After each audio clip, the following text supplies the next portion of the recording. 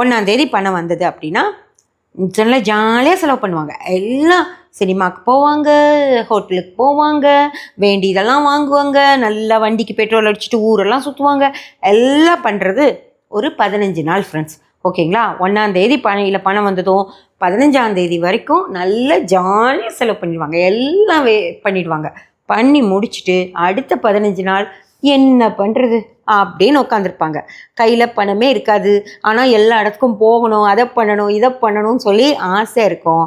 அப்போது என்னடா பண்ணுறது அப்படின்னு சொல்லி யோசிச்சுட்டு, சரி யார்கிட்டயாவது இருக்கான்னு கேட்போமா அப்படின்னு யோசிப்பாங்க. இவங்க நல்லவங்களாகவும் இருக்கிறதுனால கேட்டாங்கன்னா இந்த ஆளு கடனும் கிடச்சிரும். கடன் வாங்கி நல்லா செலவு பண்ணுவாங்க.